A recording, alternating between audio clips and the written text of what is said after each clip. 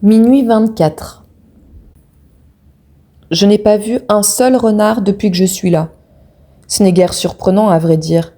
Mais j'ai entendu des chouettes. Comment un oiseau peut-il survivre au milieu de tout cela ? Je ne le comprendrai jamais.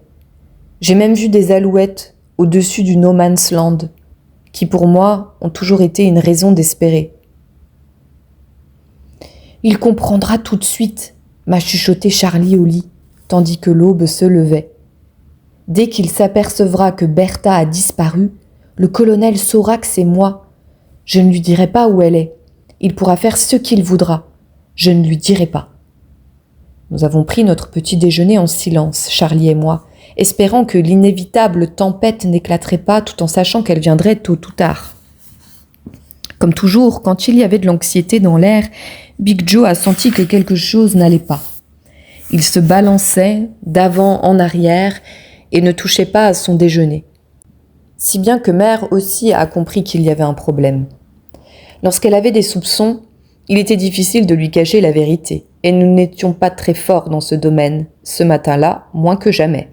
« Vous attendez Molly » a-t-elle demandé en tâtant le terrain.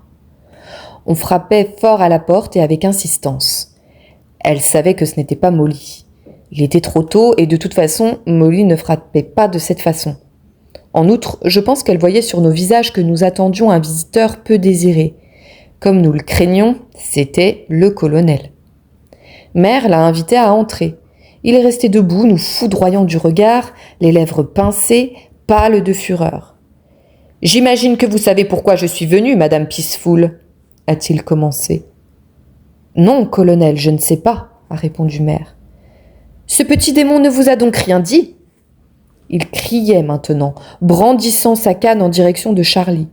Big Joe s'est mis à geindre et a saisi la main de Mère, tandis que le colonel continuait son réquisitoire.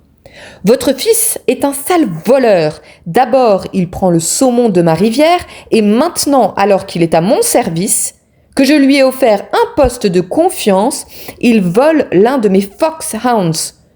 Ne nie pas, mon garçon, je sais que c'est toi. Où est ma chienne ? Où est-ce qu'elle est là ?» Mère a regardé Charlie, attendant des explications.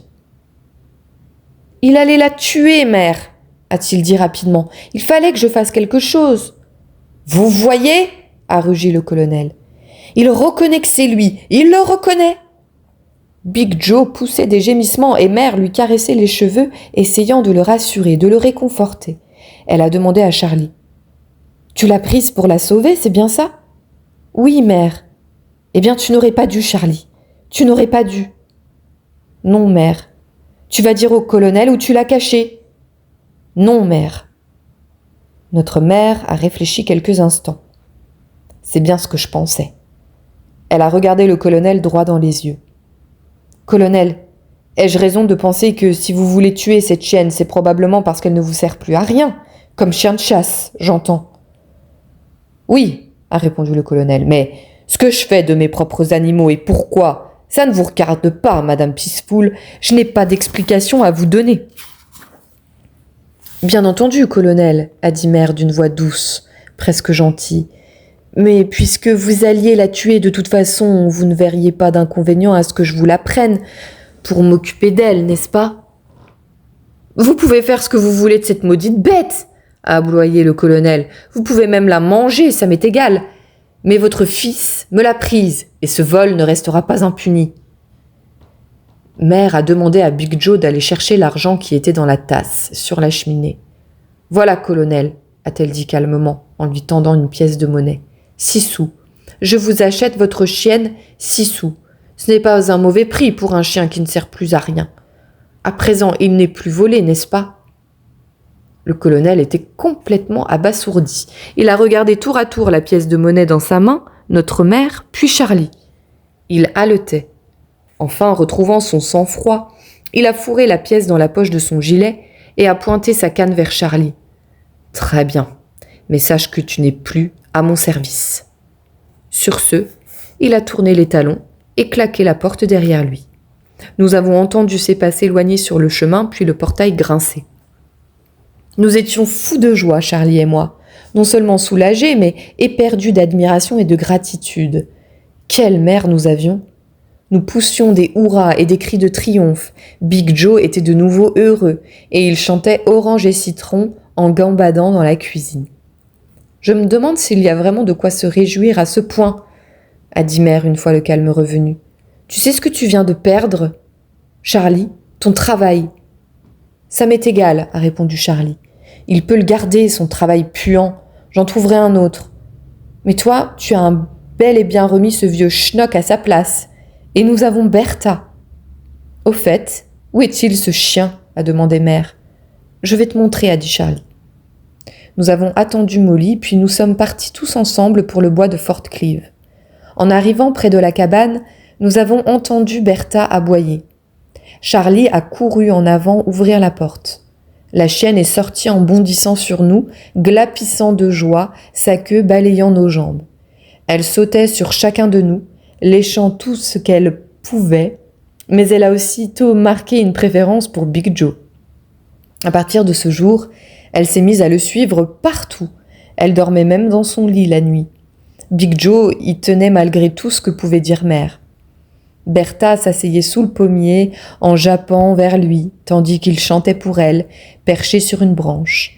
Il lui suffisait de commencer à chanter pour qu'elle se joigne à lui, si bien qu'il n'entonnait plus jamais sa chanson Orange et citron sans être accompagné. Il ne faisait plus rien sans être accompagné. Ils étaient toujours ensemble. Il lui donnait à manger, la brossait et nettoyait les flaques qu'elle laissait, et qui ressemblaient plutôt à des lacs. Big Joe avait trouvé une nouvelle amie. Il était au 7e ciel.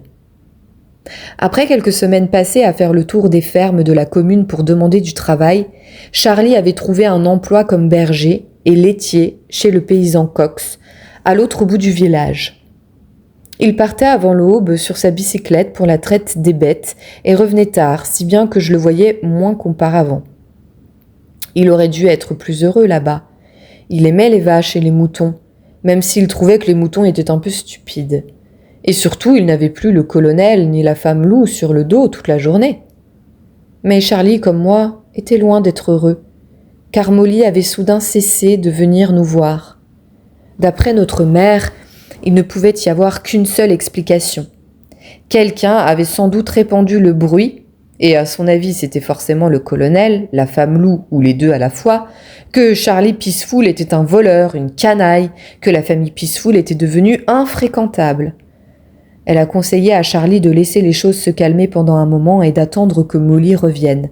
Mais Charlie n'a rien voulu entendre, il s'est rendu plusieurs fois à la chaumière de Molly. On ne lui ouvrait même pas la porte. À la fin, il a pensé que j'aurais peut-être plus de chance que lui, et il m'a envoyé chez elle avec une lettre. D'une manière ou d'une autre, il fallait que je la lui remette, m'a-t-il dit. Il le fallait. La mère de Molly est venue m'ouvrir la porte, le regard noir. « Va-t'en !» m'a-t-elle crié. « Va-t'en, tu as compris ? Nous ne voulons pas des gens de votre espèce ici. Nous ne voulons pas que vous embêtiez notre Molly. Elle ne veut pas vous voir, ni toi, ni ton frère. » Sur ce, elle m'a claqué la porte au nez. Je repartais, la lettre de Charlie toujours en poche, quand, jetant un coup d'œil en arrière, j'ai vu Molly qui me faisait de grands signes derrière sa fenêtre. Elle remuait aussi les lèvres pour me dire quelque chose que je n'arrivais pas à saisir au début. Elle faisait des gestes indiquant le bas de la colline vers la rivière. Alors j'ai compris exactement ce qu'elle voulait que je fasse. J'ai couru vers la petite rivière et me suis abritée sous les arbres, là où nous allions toujours pêcher ensemble. Je n'ai pas eu longtemps à attendre. Elle m'a pris par la main sans un mot, m'a conduit sous le talus à l'abri des regards. Elle m'a tout raconté en larmes. Le colonel était venu chez elle. Elle avait écouté derrière la porte. Il avait raconté à son père que Charlie Peaceful était un voleur, qu'on l'aurait vu avec Molly plus souvent qu'il ne convenait, et que si son père avait du bon sens, il mettrait fin à ces rencontres. Mon père ne me laisse plus voir Charlie. Ni aucun de vous, m'a dit Molly en essuyant ses larmes. Je suis tellement malheureuse, Tomo. Je déteste aller à la grande demeure sans Charlie et je déteste aussi être à la maison. Père me donnera une correction si je rencontre Charlie. Il dit qu'il prendra son fusil si jamais Charlie ose m'approcher. Il est capable de le faire. « Pourquoi est-il comme ça? Il a toujours été comme ça. Il dit que je suis mauvaise, que je suis née dans le péché. Mère prétend qu'il essaie seulement de me sauver malgré moi, pour que je n'aille pas en enfer. Il parle tout le temps de l'enfer. Je n'irai pas en enfer, n'est-ce pas, Tomo? Alors, sans y penser un instant, naturellement, je me suis penchée vers elle et je l'ai embrassée sur la joue. Elle m'a jeté les bras autour du cou en pleurant, comme si son cœur allait se briser. « Je veux voir Charlie », sanglotait-elle. « Il me manque tellement. » C'est à ce moment-là que je me suis souvenue de la lettre. Elle a déchiré l'enveloppe en hâte et a tout lu d'un trait. La lettre ne devait pas être longue pour qu'elle la lise si vite. « Dis-lui oui. »« Oui, je le ferai », a-t-elle murmuré, ses yeux ayant soudain repris tout leur éclat. « Simplement oui ?» ai-je demandé, à la fois intriguée, perplexe et jaloux. « Oui, même heure, même endroit, demain, je vais lui répondre. Tu lui donneras la lettre, d'accord ?» Elle s'est levée et m'a tirée pour me remettre debout. « Je t'aime, Tomo. Je vous aime tous les deux, Big Joe aussi, et Bertha. » Elle m'a embrassée rapidement, puis est partie. C'était la première des dizaines de lettres que j'ai remises à Molly de la part de Charlie, et à Charlie de la part de Molly lors des semaines et des mois suivants. Pendant toute ma dernière année d'école, je leur ai servi de facteur. Cela ne me gênait pas beaucoup, car c'était pour moi l'occasion de voir souvent Molly, la seule chose qui m'importait vraiment. Tout se faisait dans le plus grand secret. Charlie avait insisté pour qu'il en fût ainsi. Il m'avait fait jurer sur la Sainte Bible de n'en parler à personne, pas même à notre mère. Il m'avait fait dire « croix de bac, croix de boîte, croix de fer, si je mens, je vais en enfer ». Nous nous rencontrions, Molly et moi, presque tous les soirs, et échangions les lettres toujours au même endroit, au bord de la rivière, chacun de nous s'étant assuré qu'il n'avait pas été suivi. Nous nous asseyions et parlions pendant de précieuses minutes, souvent sous la pluie qui ruisselait sur le feuillage. Un jour même, je me rappelle que le vent rugissait avec une telle violence que j'ai cru que les arbres allaient nous tomber dessus. Craignant pour nos vies, nous avons couru dans la prairie et nous nous sommes abrités dans une meule de foin, frissonnant comme deux lapins effrayés. C'est à l'abri de cette même meule de foin que j'ai entendu mentionner la guerre pour la première fois. Lorsque Molly parlait, c'était souvent, sinon toujours, de Charlie. Elle n'en finissait pas de demander de ses nouvelles. Je n'en montrais rien, mais cela m'était pénible. C'est pourquoi j'étais plutôt content ce jour-là quand elle a commencé à me dire que là-haut, à la grande demeure, on ne parlait plus que de la guerre contre l'Allemagne et que désormais tout le monde pensait qu'elle éclaterait plutôt qu'on ne le croyait. Elle l'avait lu elle-même dans le journal et savait que ce n'était pas de pur bavardage. Chaque matin, elle était chargée de repasser le Times, le journal du colonel, avant qu'il le prenne dans son bureau. Il insistait, paraît-il, pour que son journal soit sec et craquant, pour ne pas se mettre d'encre sur les doigts pendant qu'il le lisait. Elle n'avait pas vraiment compris la raison de cette guerre, mais simplement qu'un archiduc, qui sait ce que c'était, avait été tué dans un endroit appelé Sarajevo, qui sait où c'était, et que l'Allemagne et la France s'affrontaient violemment à ce sujet. Elle rassemblait leurs armées pour se battre, et si elle entrait en guerre, nous serions bientôt dans la mêlée nous aussi, car nous devions nous battre aux côtés des Français contre les Allemands. Elle ne savait pas pourquoi. Ce n'était pas plus clair pour moi que pour elle. Le colonel était d'une humeur noire à cause de ça, et tout le monde à la grande demeure avait beaucoup plus peur de ses colères que de la guerre.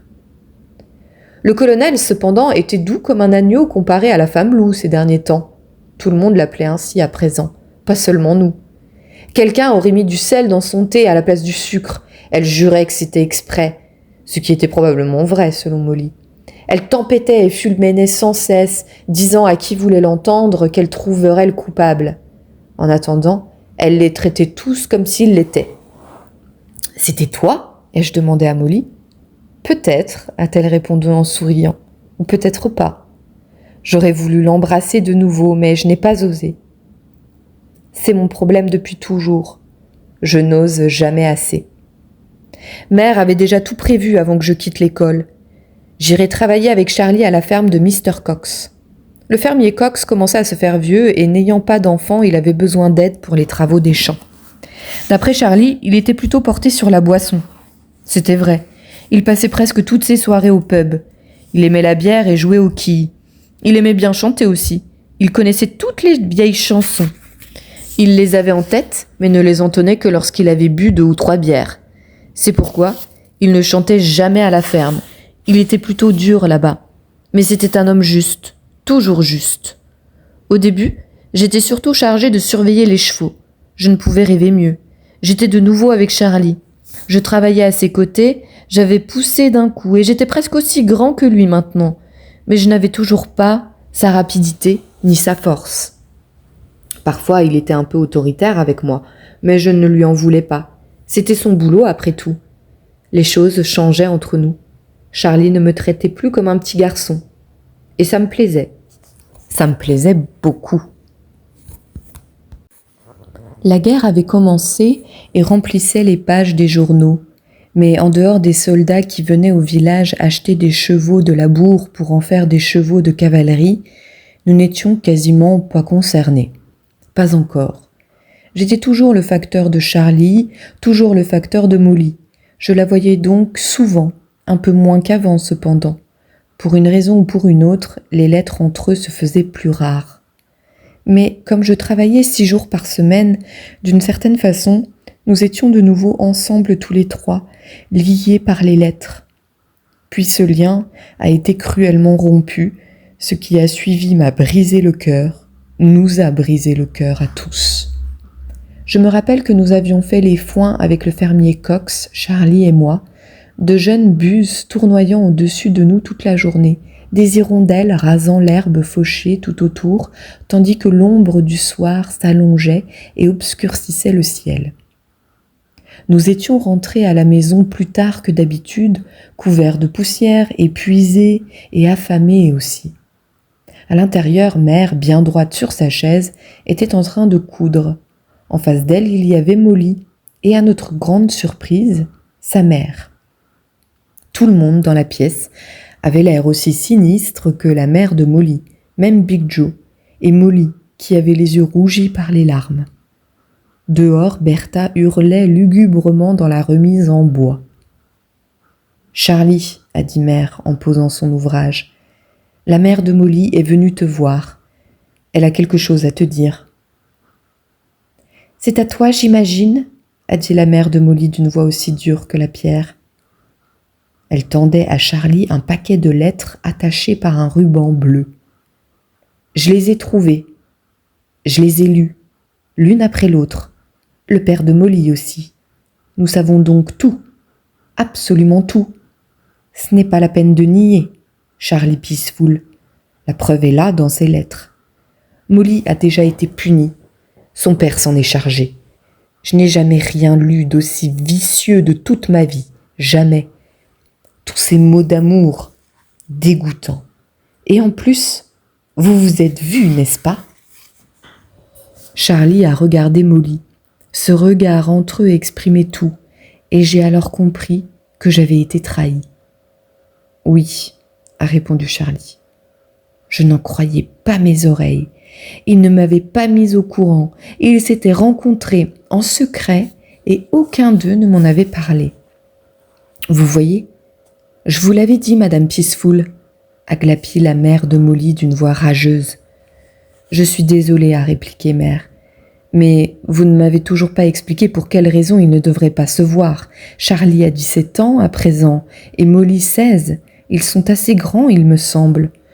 Je suis sûre qu'à leur âge, nous avions déjà nos petits rendez-vous par-ci par-là, toutes les deux. »« Parlez pour vous, Madame Peaceful, » a répondu la mère de Molly avec un sourire méprisant. « Nous avons été très clairs, avec tous les deux, le père de Molly et moi. Nous leur avons interdit d'avoir la moindre relation. C'est une honte, Madame Peaceful, une honte. Le colonel nous a prévenus, vous savez. Il nous a parlé de votre fils, de ses manières de sale petit voleur. Oh oui, nous savons tout sur lui. » « Vraiment ? Mais dites-moi une chose. Vous suivez donc toujours les conseils du colonel ? Vous pensez toujours ce que le colonel pense ? S'il affirmait que la terre était plate, Est-ce que vous le croiriez? À moins qu'il se contente de vous menacer. Il est très bon à ce petit jeu-là. » La mère de Molly s'est levée avec un air de dignité offensée. « Je ne suis pas venue ici pour discuter avec vous. Je suis venue vous parler des écarts de conduite de votre fils et je ne le laisserai pas entraîner notre Molly dans la voie du vice et du péché. Il ne doit plus jamais la revoir, vous m'entendez? Sinon le colonel le saura, je vous assure qu'il le saura. Je n'ai rien à ajouter. Viens, Molly. » En prenant fermement Molly par la main, elle est sortie, furieuse, tandis que nous nous regardions abasourdis et écoutions Bertha, et que Bertha hurlait toujours dans le jardin. « Bon, dit Mère au bout d'un moment, si nous dînions. » Cette nuit-là, je suis restée couchée à côté de Charlie sans dire un mot. J'éprouvais un tel ressentiment à son égard, une telle colère que je ne voulais plus jamais lui adresser la parole, ni à Molly d'ailleurs. Soudain, rompant le silence, Charlie a dit « D'accord, j'aurais dû t'en parler, Tomo.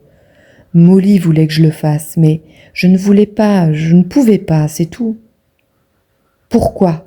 lui ai-je demandé. Il est resté un bon moment sans répondre. « Parce que je sais, et elle aussi. C'est pour ça qu'elle t'en a pas parlé elle-même, » a dit Charlie. « Qu'est-ce que vous savez ? Quand c'était simplement des lettres, ce n'était pas si grave, mais après, quand nous avons commencé à nous voir, nous ne voulions pas nous cacher de toi, Tomo, je t'assure, mais nous ne voulions pas te faire de mal non plus. Tu l'aimes, n'est-ce pas ? » Je n'ai pas répondu. Ce n'était pas la peine. « Eh bien, moi aussi, » a repris Charlie.